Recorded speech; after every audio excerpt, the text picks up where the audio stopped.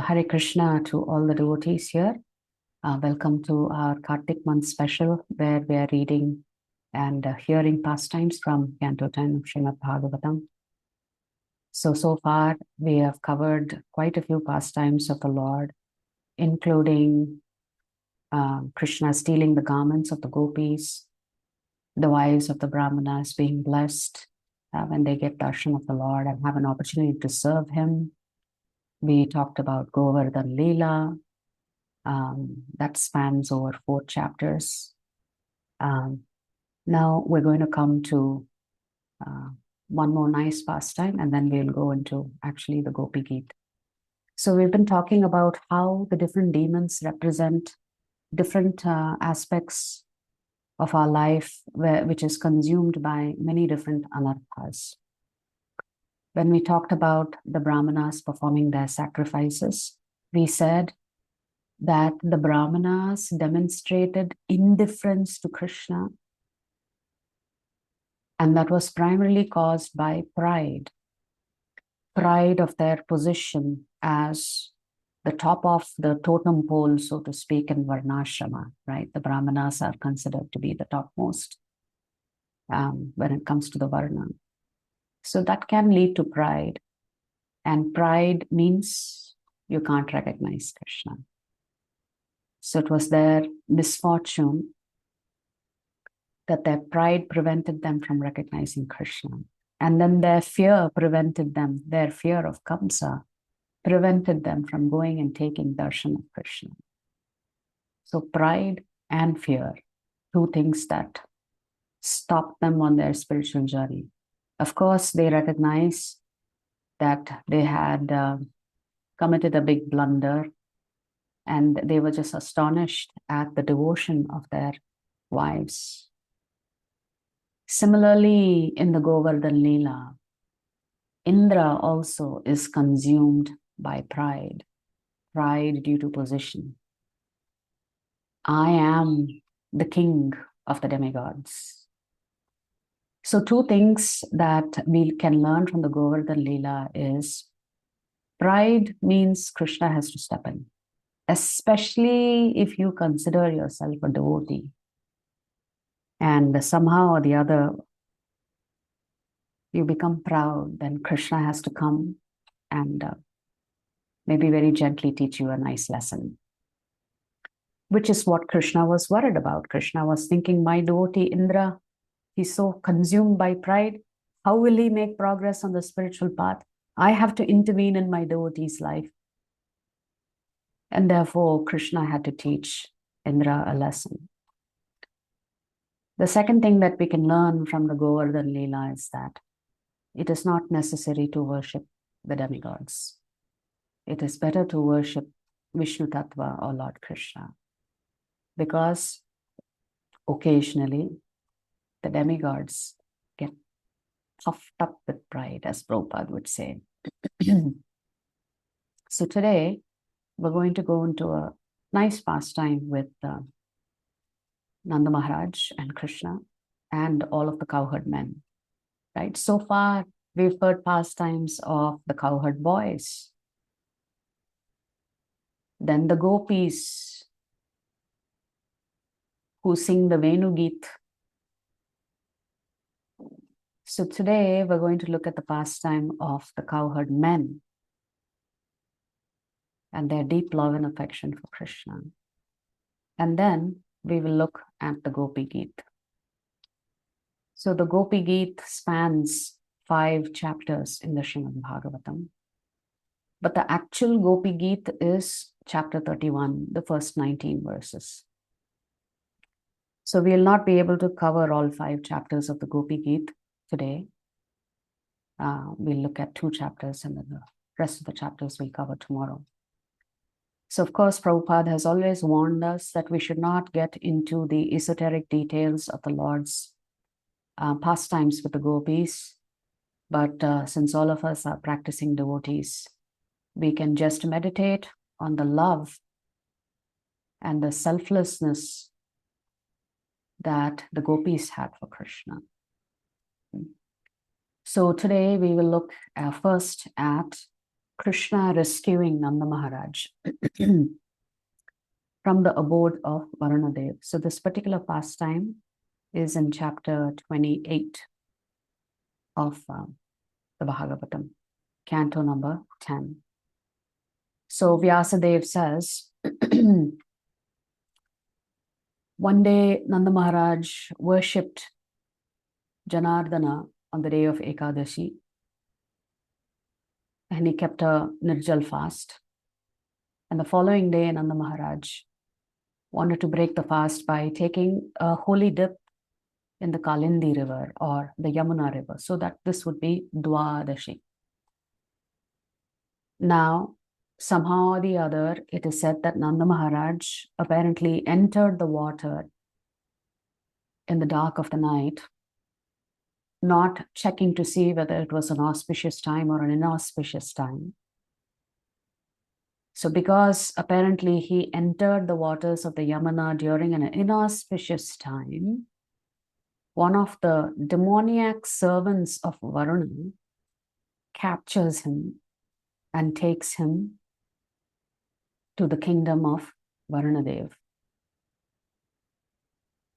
When the other cowherd men realized that Nanda Maharaj had suddenly disappeared from their sight in the water, they start calling out to Krishna and Rama, Balaram, despondent that something had happened to Nanda Maharaj because he just disappeared suddenly. So Lord Krishna heard the cries of the cowherd men, of Nanda Maharaj's associates, and he understood immediately what had happened, that Nanda Maharaj had been captured by Varuna. And therefore, Krishna immediately proceeds to the place where Varunadev resides. The minute Varunadev sees this Hrishikesha, he worships the Lord with elaborate offerings. And he was jubilant seeing the Lord. This is quite an unexpected darshan from the Lord. So at that time, Varunadev tells Hrishikesha, the goal of my life has been accomplished. I have taken your darshan today. I've seen your lotus feet. I've had an opportunity to worship you.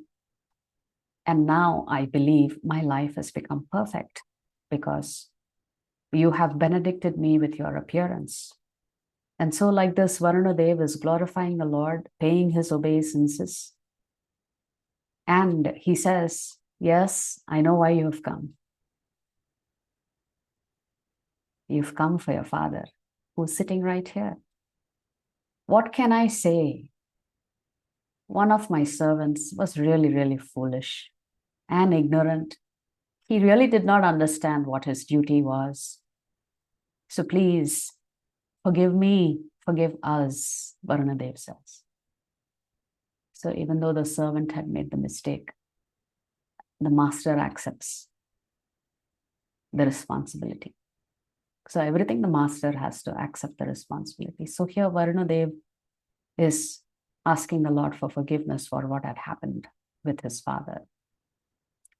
And he says, please be merciful to me. You know, you are very affectionate towards your father. You have so much love towards Nanda Baba.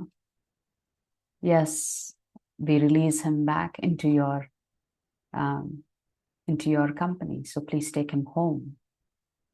So being very pleased with Varunadev, Krishna just smiles and he takes his father and goes back to Rajabhumi. And of course, the cowherd men were overjoyed to see that Nanda Maharaj was safe and sound, and Krishna once again had done something astounding. Meantime, when Nanda Maharaj gets to see Varunadev's quarters or residence or palace, he was astonished how wealthy he was. He's the ruler of the ocean planet. And he was even more astonished how much Varnadev was worshipping Krishna the minute his little child had appeared there. How much he and his servants, which is Varnadev and his servants, were glorifying Krishna.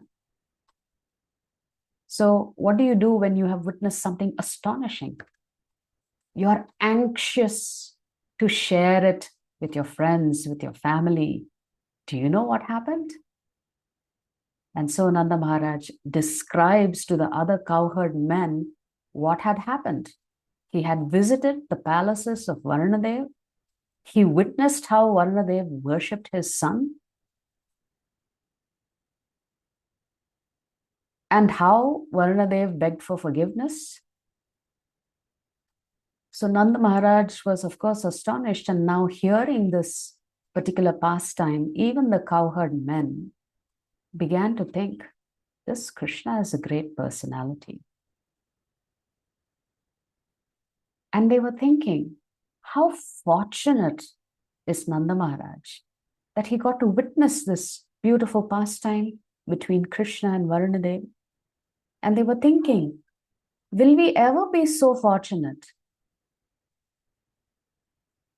to see the transcendental abode of the Supreme Lord?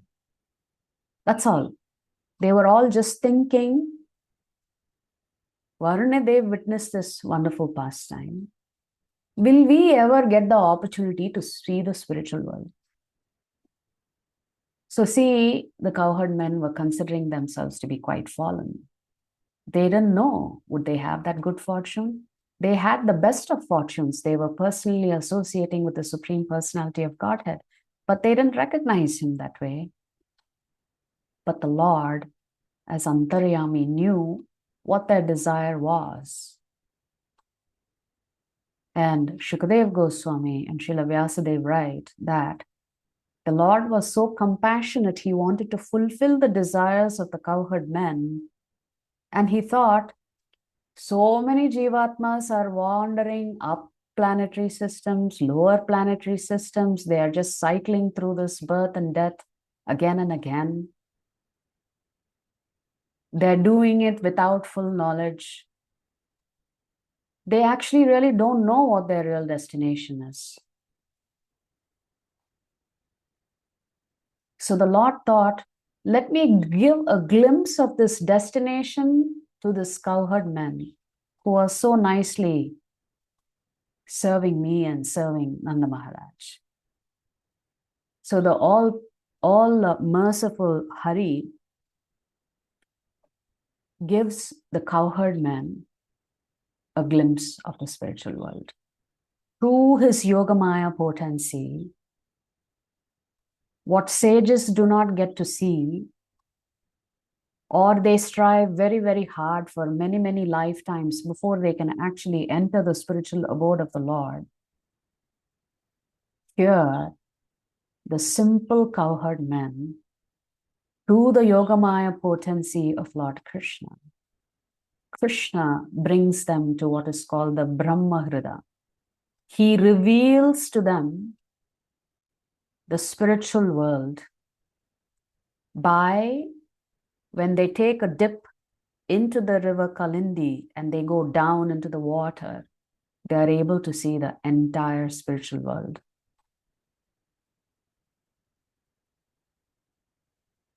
So, and Shukadev Goswami says the same way Akrura saw the spiritual world when he comes into Vrindavan.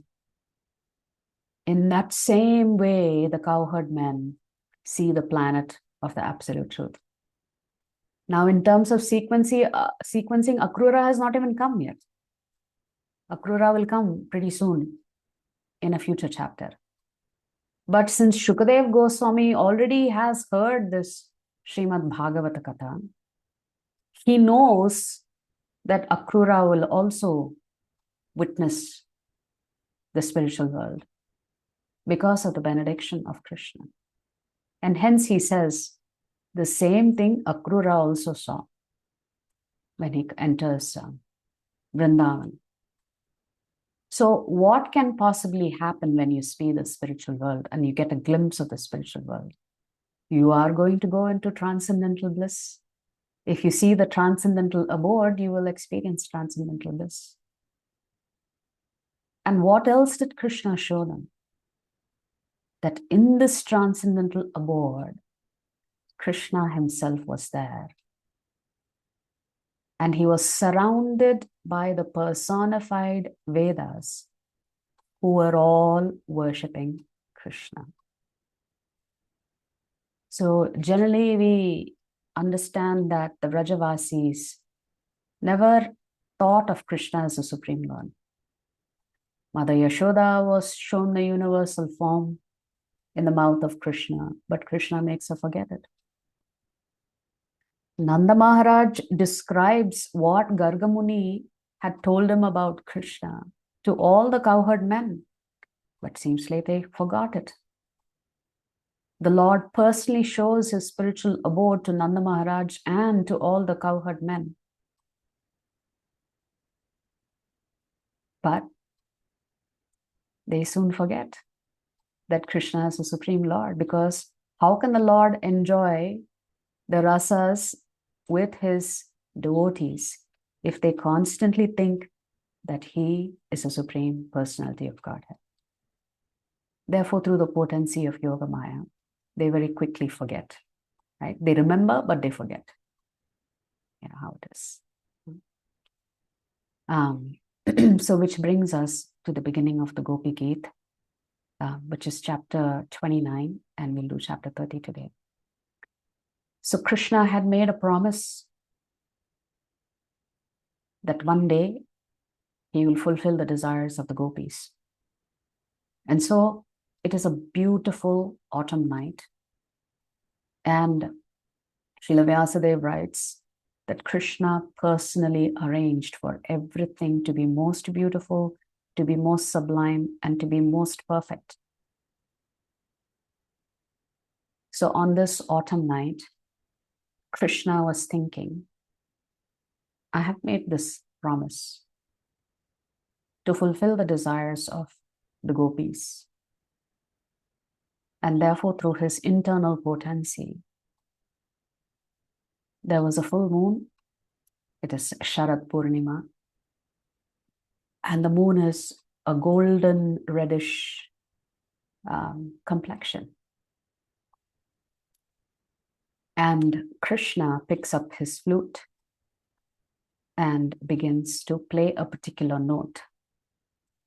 And this note was specific to call the gopis of Vrindavan.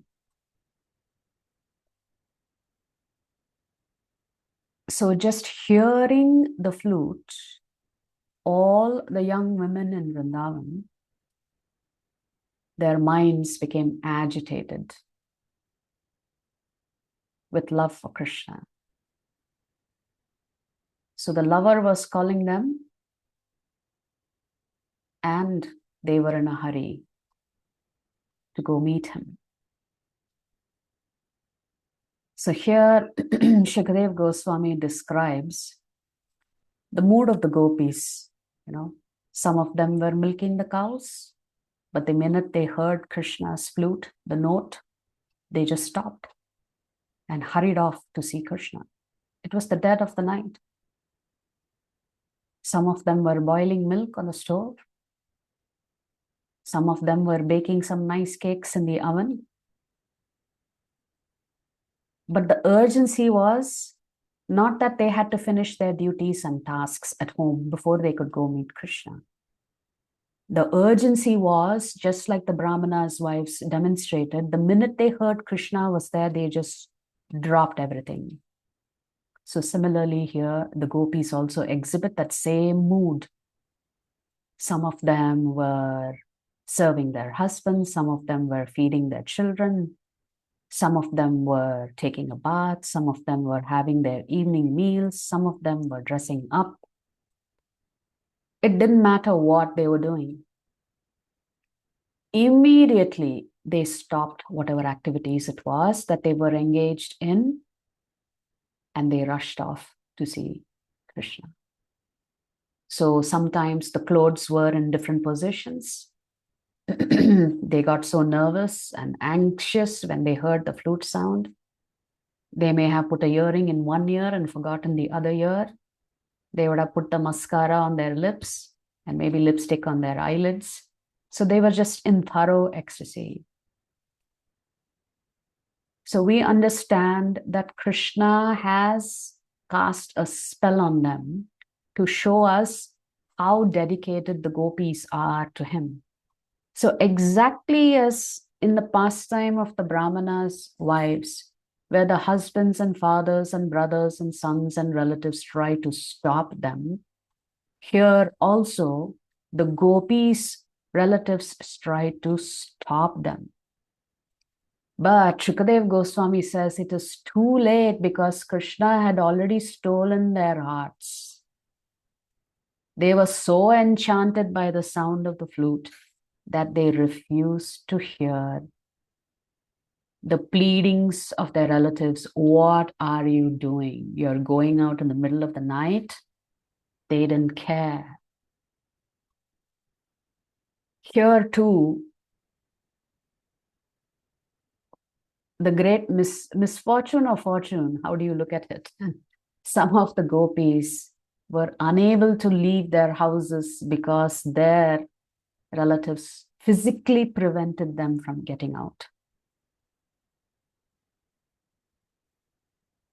So they knew the other gopis were rushing out of their homes to go and see Lord Krishna, but they themselves did not have that good fortune. So what do?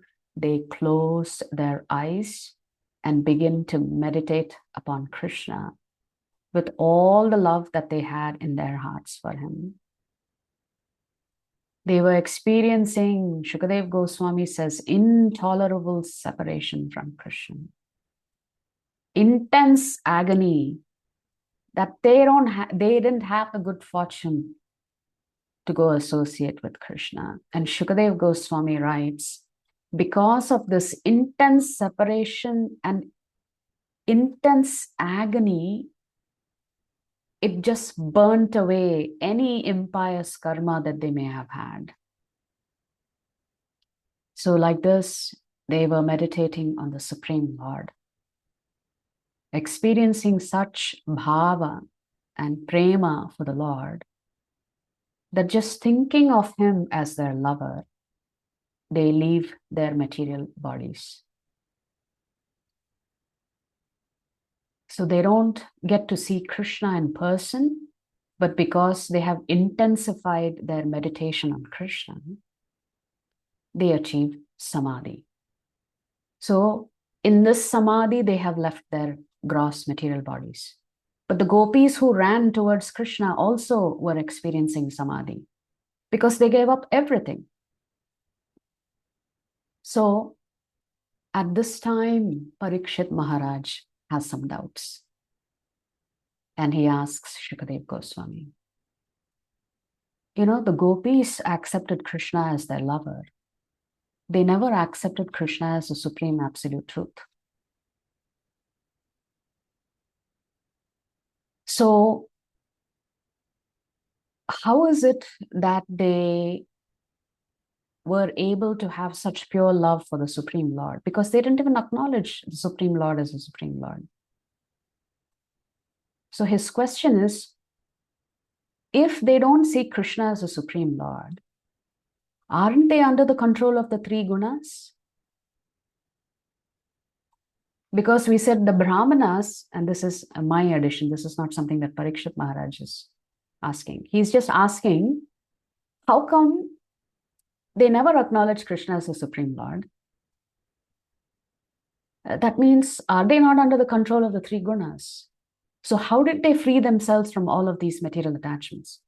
And my comment is that we just read in the Brahmanas' pastime and the Brahmanas' wives, that the Brahmanas did not recognize the Lord when they heard the name of the Lord, and when they heard that the Lord was there, and all he wanted was some bhoga. So how is it that the gopis who didn't recognize the Lord free themselves from the three gunas, the control of the three gunas? To which Shukadev Goswami responds by saying, I have already told you about the pastime of Shishupal. You see, Shishupal hated Krishna with every fiber of his being. Yet he achieved perfection when Krishna killed him. If Shishupal, who can hate Krishna, achieve perfection, then Shukadev Goswami is telling Parikshit Maharaj, what to speak of the greatest devotees of the Lord? How perfect they must be to go see the Lord. So Shukadev Goswami tells Parikshit Maharaj that the Lord is inexhaustible, he is immeasurable. He doesn't come under the influence of the gunas because he is the ultimate controller. He has actually come to benedict all of humanity. So Shukadev Goswami says, even if you have lust for Krishna, even if you have anger for Krishna, even if you're fearful of Krishna,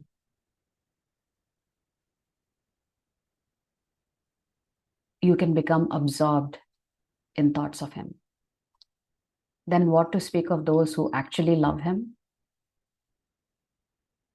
So he says, you should not at all be astonished that this is the feeling of the gopis that towards Krishna. So even with apparent negative thoughts of Krishna, you can be Krishna conscious. Of course, not favorably. The favorable way of being Krishna conscious is to ahaituki apratihata, without any ulterior motive and with no interruption, you will be serving Krishna. So now all the gopis had gone rushing out of their homes. And Krishna is very, very charming with them. So Shukadev Goswami says, Krishna speaks such charming words that he bewilders their minds. They don't know what to do with Krishna because Krishna is the ultimate charmer. He says, Krishna says, you are all so fortunate. You have come here. I welcome all of you. But please tell me, what can I do to please you? Is everything okay in Vraja? He's asking the gopis, is everything all right? You came rushing towards me like this. So tell me, how can I help you? And tell me, what is the reason that you have come here? And Krishna tells them, don't you know the night is very, very frightening? There are all kinds of creatures lurking around in the darkness. This is not a proper place for a woman in the middle of the night. So I'm asking you, please return to Vraja right away. What will your family members be thinking? They'll be searching for you. Suddenly you've just disappeared from the house. You shouldn't cause such anxiety to your family. Okay, so now that you've come into Vrindavan, you've seen the forest, you've seen the flowers, you see this beautiful Sharad Purnima, this gentle breeze that is blowing off from the river Yamuna. You've seen all of that. Now don't delay any further. You are all very chaste ladies. Go back, serve your husbands. Some of you left behind infants crying. You were feeding them and suddenly you just put them on the floor and came running to see me. Go back. So Krishna is bewildering them with words that is contrary to what they want to hear. And then he says, actually, maybe you have come to see me because you have so much love for me. And because you have so much love for me, that love has taken over your hearts, your mind, your consciousness. And Krishna says, I really approve of this.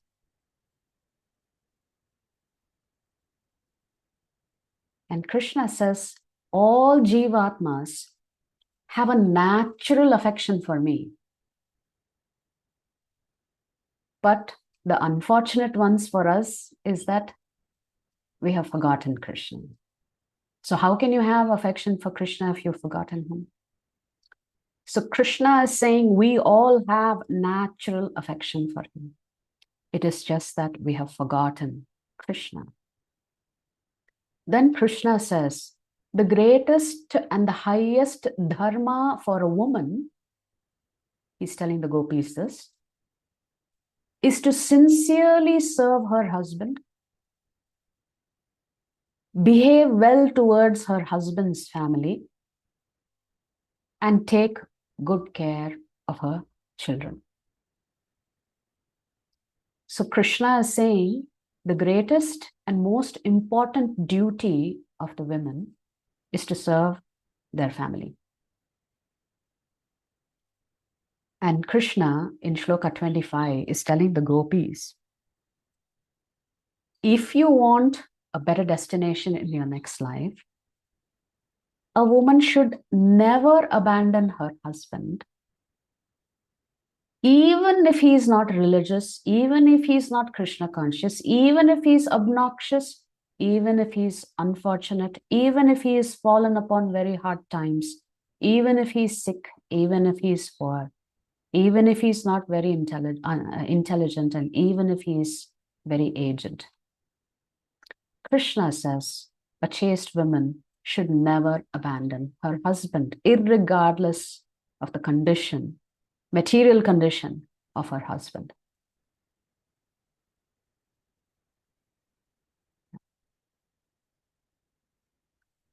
Then Krishna says, women having affairs is condemned. Because if a woman has an affair, Krishna says,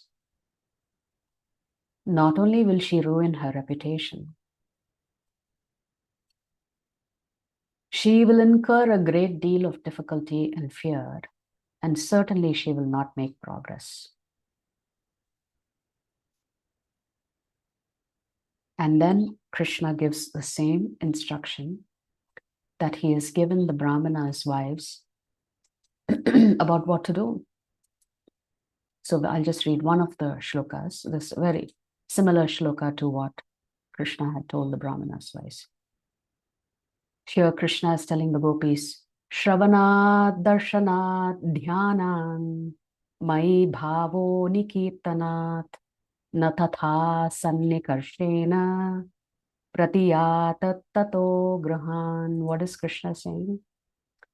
Transcendental love for me arises by the devotional process of hearing about me, seeing my deity form, meditating on me, and faithfully chanting my glories. The same result, Krishna is telling the gopis, is not achieved by mere physical proximity. So please go back to your homes. That's what the Brahmana's wives told Krishna. How can you ask us to go back home? We gave up everything for you, and now you're telling us to go back home. So Krishna is saying the same thing to the gopis. How do you develop your love for me? By hearing about me, by worshipping my form, by constantly thinking of me and constantly chanting my glories. So your love for me is not going to intensify simply because of physical proximity. He's saying, go back home. And the gopis were quite upset. They are thinking, this Govinda, he's not only black outside, he's also black inside. Look at how he's talking to us. Yeah, we sacrificed everything for him. Everything we're doing for him is for his pleasure. And look at how unkind he is to us, how unpleasant he is. So the gopis become very, very dejected. And they were filled with anxiety. What to do now? How can they go back home? Who will accept them? They had abandoned their families. So feeling great deal of anxiety, tears start flowing from their eyes. And they just stood like statues, silent. They were so unhappy. They didn't know what to do. They were thinking, how can Krishna be so unfavorable to us? But at the same time, they were thinking, but we love him so much. Our attachment to him is so great, we cannot help ourselves. And mustering some courage, the gopis begin to speak to Krishna. And they tell Krishna, you should not speak in such a cruel way to us. Don't reject us like this. We have renounced everything material to render devotional service to your lotus feet. And they order the Lord, don't be so stubborn. Can't you reciprocate with us? After all, Narayana reciprocates with all of his devotees. So they're telling Krishna, don't be so stubborn. Reciprocate with us. Why are you rejecting us? We've abandoned everything and come to you. And then they tell Krishna, you are the expert in dharma and religion. You have told us that our proper duty is to serve our family members, serve our husbands, serve our children very faithfully. Yeah, we agree with that. We are not disagreeing with that. But haven't you yourself said that we should offer all of this to you first? Aren't we supposed to worship you first? Because you yourself has said, Suhridam Sarva Bhutanam, you are the greatest friend for all of the Jivatmas. So if you are the most intimate friend of the Jivatmas, by serving you, are we not serving our family members? Because we have prioritized you, as you yourself have said. We're not disagreeing with you that we should not serve our family. But shouldn't service to you be prioritized? Aren't you the father of dharma after all? That is what you've been instructing. And then the gopis say, if we can't love you, what is the point of having husband, children, relatives? All they do is give us trouble. So don't take away our devotion to you and tell us to go back and serve husband, children. Devotion has to be there. So they're telling the Lord, don't deprive us of your association. Don't deprive us of your mercy. Because everyone should prioritize Krishna. And then they are complaining to Krishna. They're telling Krishna, you know, all we do is household chores, day in and day out. But what can we do? You have stolen our minds. Not only have you stolen our minds and hearts, you stole our hands away from our housework. Tonight you did that. Now our feet is refusing to move away from your lotus feet. How can you ask us to go back to Vraja? And anyway, if we go back there, what are we going to do? They're asking Krishna, you are the one who stole our minds and our hearts, and now you've stolen our physical body also. What are we going to do by going back to Vraja? So they are telling Krishna, you have ignited this fire in us, within our hearts, this fire of love. Through your beauty, through your sweet glances, through your speech, through your flute. So if you don't reciprocate with us, the gopis say we will give up our bodies right here and now, in separation. The yogis do this after multitude of years and births of meditation. We are ready to give up our body right here and now if you don't reciprocate with us. Now, Lakshmi Devi, the gopis are telling Krishna, she has such a fortunate place of being always on the chest of Krishna. But even she is dying to touch the lotus feet of the Lord. See, Bhumi Devi is so fortunate, the gopis are saying. You're always placing your feet on her. So please satisfy our eternal desire to always be at your lotus feet. Even Lakshmi Devi sometimes is thinking Tulsi Devi is far more fortunate, because Tulsi Devi never leaves your lotus feet, but Lakshmi Devi is not always there at your lotus feet. So many great servants are so fortunate to serve you. So similarly, my dear Lord, we are approaching your lotus feet and we are seeking your shelter. So please don't abandon us. Our only desire is to serve you. So please accept us as your maid servants. That's what the gopis are asking. We just want to be your maid servant. And then the gopis describe how the different parts of the bodies of the Lord, just meditating on those different parts, can take away things like fear, can bring great deal of pleasure, can wipe away mountains of sins, etc. They are saying there is not a single woman in this entire universe who's not attracted by your sweet form, by your beauty, by your flute. You're all auspicious. And we know why you have come here. You are the Supreme Lord. You have come to take away our distress.